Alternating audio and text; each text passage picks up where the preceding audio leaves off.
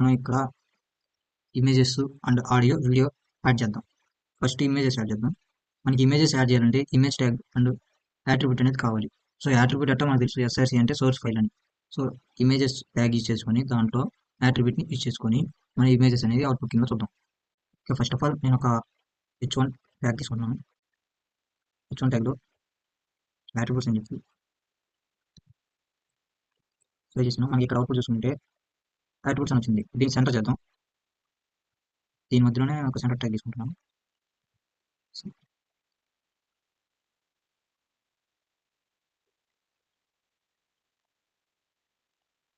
మనకి సెంటర్లో ఉంది.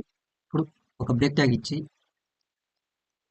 లైక్ బిఆర్ ట్యాగ్ ఇచ్చి మనం ఇక్కడ ఇమేజ్ అనేది యాడ్ చేద్దాం. ఇమేజ్ కూడా మనం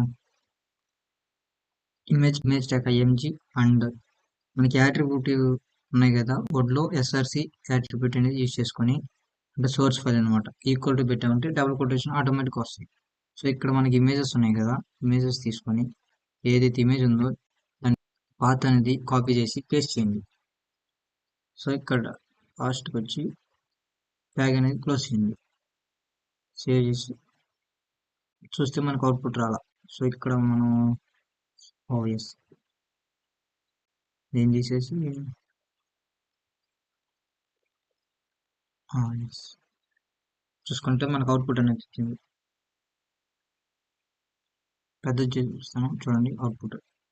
ఇంకొక యాట్రిబ్యూట్ యూజ్ చేసుకొని మనం ఇమేజ్ అనేది తగ్గిద్దాం. క్లాస్ ఐడి అండ్ స్టైల్ అనేది మనకి బాగా ఉపయోగపడుతుంది అనమాట సిఎస్ఎస్కి. ఓకే, నేను ఇప్పుడు క్లాస్ తీసుకున్నాను.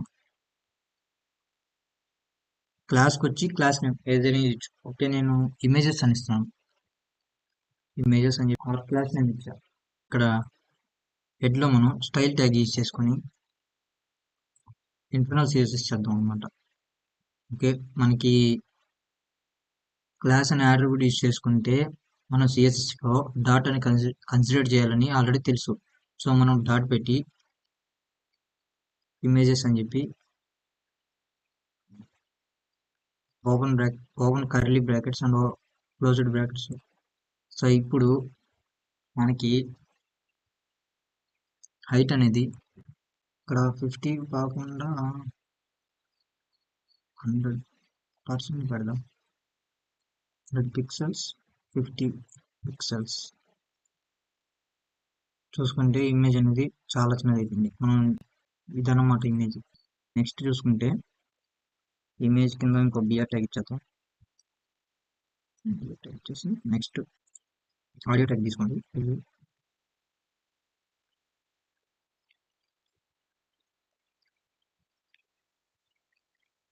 దీని లోపల ఎస్ఆర్సి టైప్ చేసి ఈక్వల్ టు పెడితే ఈ ఇమేజెస్లో మనకి ఈ సాంగ్ అని ఉంది కదా, మాస్టర్ అని చెప్పి సాంగ్ ఉంది. సో దాన్ని పికప్ చేసి ఇక్కడ లాస్ట్లో స్పేస్ ఇచ్చి కంట్రోల్స్ అని టైప్ చేయండి. ఇక్కడ కంట్రోల్స్ కొడితే మనకి సేవ్ చేసి రన్ చేస్తే మనకి సాంగ్ అనేది వస్తుంది అనమాట. ఒకసారి ప్లే చేసి వస్తాను.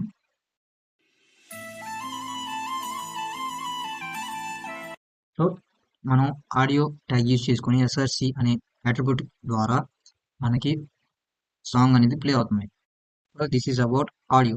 అండ్ నెక్స్ట్ చూసుకుంటే నెక్స్ట్ వీడియో ట్యాగ్ తీసుకుంటాం. సో మళ్ళీ దీనికి ఒక బ్రేక్ ట్యాగ్ అనేది చేద్దాం. ఇక్కడ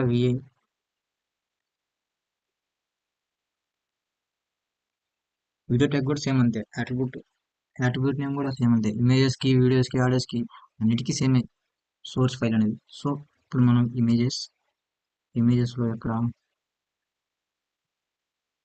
వీక్ అనమాట.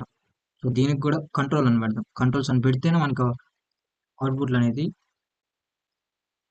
కన్సిడర్ చేస్తాం అనమాట. సో ఇది మనకి ఇమేజ్ ట్యాగ్ అనమాట. ఇది ఆడియో ట్యాగ్ అనమాట. ఇది వీడియో ట్యాగ్.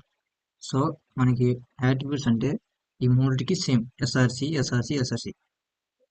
సో దీన్ని బట్టి మనం వీడియో అనేది ప్లే చేద్దాం ఒకసారి. సో మనకి అవుట్పుట్లో వీడియో అనేది ప్లే అవుతుంది అనమాట. వీడియో ఇప్పుడు మనం ఐడి అండ్ హెచ్ఎఫ్ అనే లింక్స్ అనేది యాడ్ చేద్దాం.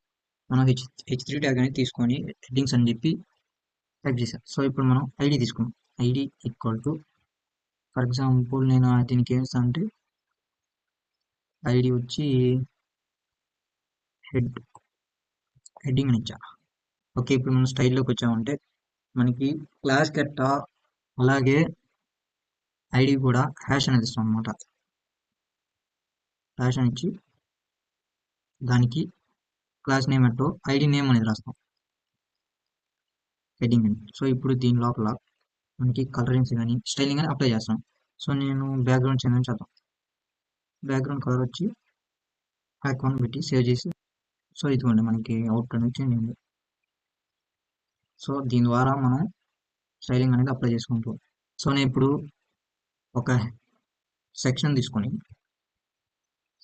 సెక్షన్ ట్యాగ్ తీసుకొని నేను ఎంటర్ కొట్టి ఇప్పుడు ఒక H1 ట్యాగ్ తీసుకొని H2 ట్యాగ్ తీసుకున్న దాంట్లో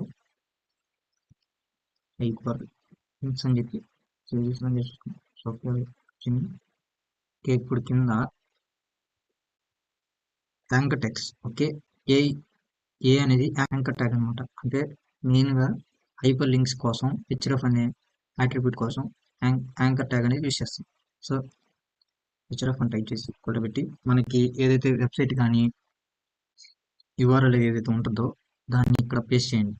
సో ఫర్ ఎగ్జాంపుల్ నేను www.google.com అని చెప్పి ఎగ్జాంపుల్ ఇచ్చా, దాన్నే టైప్ చేస్తాను.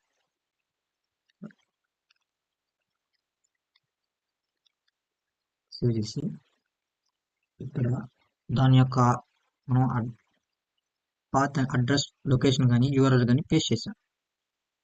ఇక్కడ మనకి గూగుల్ అందుతాం.